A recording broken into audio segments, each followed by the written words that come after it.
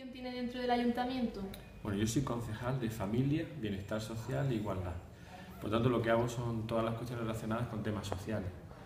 Personas que están en situación de riesgo o exclusión social, los mayores, discapacidad, personas con adicciones o toxicomanía.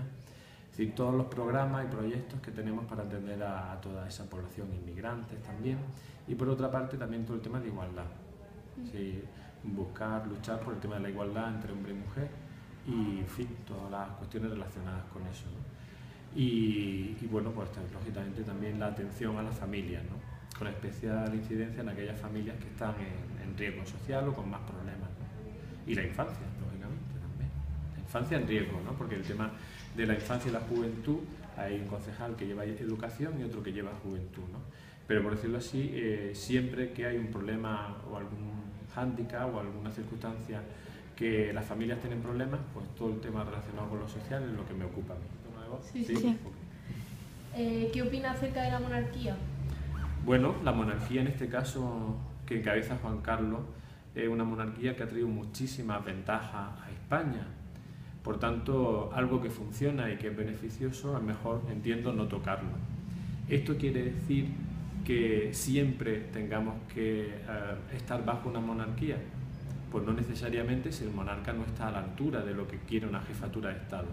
Pero yo creo que la actual monarquía está funcionando muy bien, genera mucho más beneficio al Estado y a España y por tanto pues, yo ahora mismo creo que es mejor ese sistema apoyarlo. ¿Cree que está en las manos de los políticos que gobiernan actualmente o que son capaces del cambio de economía de esta España que está pasando por unos momentos tan críticos? Pues creo que precisamente el nuevo gobierno, por decirlo así, es decir, el que lleva desde los últimos 2 años llevando a España, está demostrando que un país que estaba al borde de la quiebra y de la bancarrota, en una situación extrema, pues hemos conseguido recuperar la credibilidad, ponerla de nuevo a funcionar y está empezando poco a poco a dar resultados. En todo caso, la recuperación de una situación tan extrema como la que tenía el país hace 2 años no se puede solucionar de la noche al día, pero se han puesto las bases para que eso se cambie. Y poco a poco vamos a ir viendo, como ya está pasando, a empezar a generarse empleo, que es la clave de la economía, es decir, la generación de empleo, la generación de riqueza, y por tanto no es +1, sino es +2, porque aquel que está trabajando empieza a cotizar y empieza a aportar. Y es la clave del futuro. Yo creo que, aunque no vamos a vivir seguramente un desarrollismo económico tan fuerte como el último periodo de expansión, pero que en los próximos años vamos a ver perfectamente cómo se van a mejorar las cosas. ¿Qué haría usted para mejorar la situación económica actual? Bueno, para empezar, lo que ya se está haciendo, desde el punto de vista, primero, credibilidad de España. Si España controla su deuda, controla su déficit, España es un país en donde van a invertir las personas que vengan de fuera y por lo tanto se va a generar también riqueza. Va a ser un país serio que va a contar en las instituciones europeas y a nivel internacional. Y por otra parte, bueno, por lo que se está haciendo, poner orden en el funcionamiento interno de las diferentes administraciones. Eso es fundamental. No se trata de no hacer lo que se está haciendo, se trata de que cada administración tenga una competencia. Yo creo que el sistema de la autonomía sí se ordena, es un buen sistema, pero hacía falta ordenarlo. Llevamos 30 años funcionando un poco de inercia y no se había pensado que hay que evitar duplicidades y hay que respetar de alguna manera pues, las competencias que corresponden al Estado, a la comunidad autónoma y a los ayuntamientos. Y eso pues también se está empezando a hacer.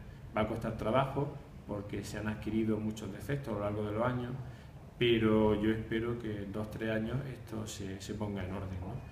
Y esta es una cuestión fundamental.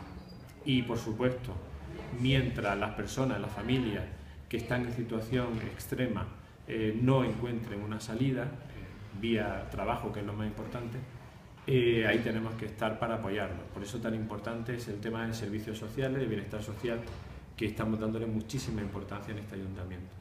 Es decir, atender hasta que no puedan depender de sí mismos, atender mucho a las familias que lo están pasando mal.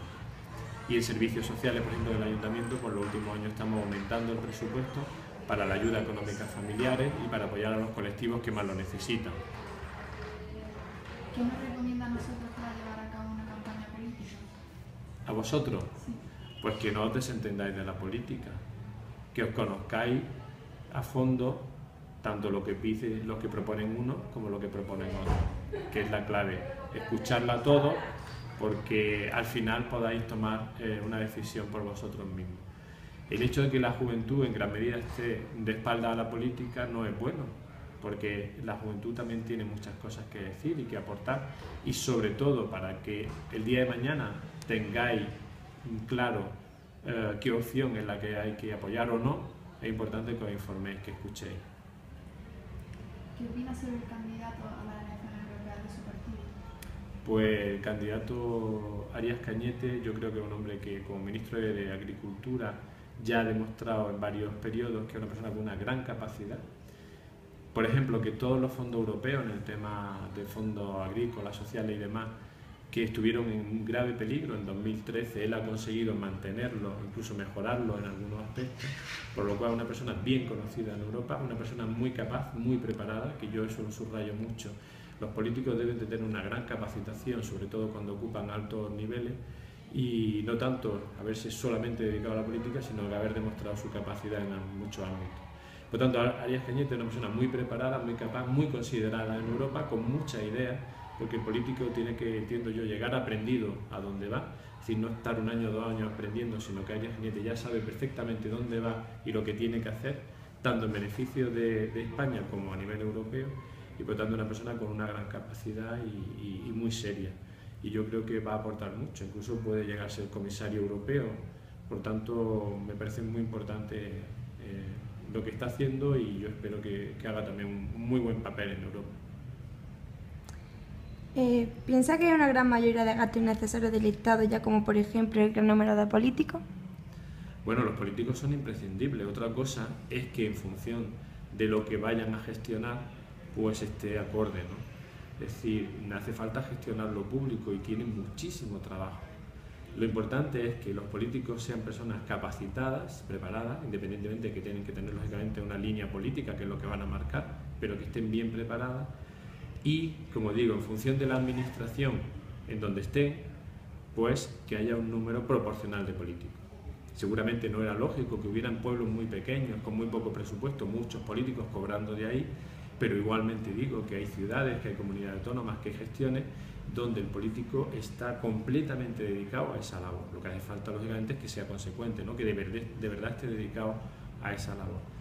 Por tanto, en ayuntamientos grandes hace falta un número mínimo de políticos, ¿no? En las comunidades autónomas igual.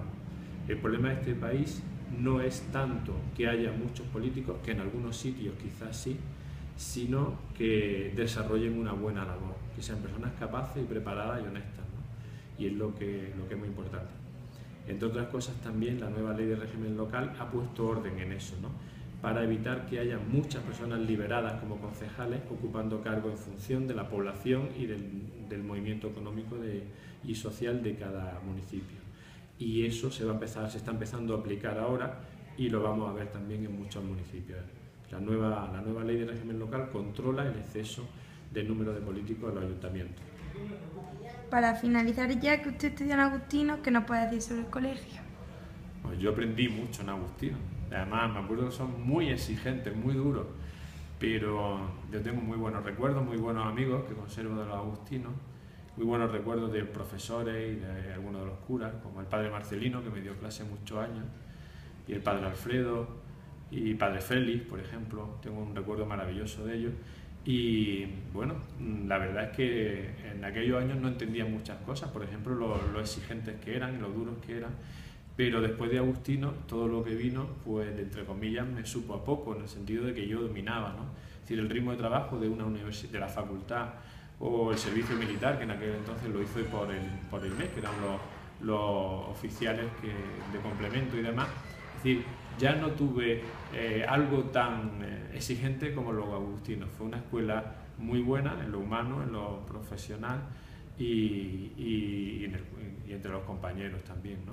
Y la exigencia académica de agustinos pues me ha servido muchísimo en mi vida, porque como digo, el ritmo de trabajo que me impusieron y la exigencia que me impusieron, después de eso, después de agustinos, todo me supo poco. Pues ya está, muchas gracias.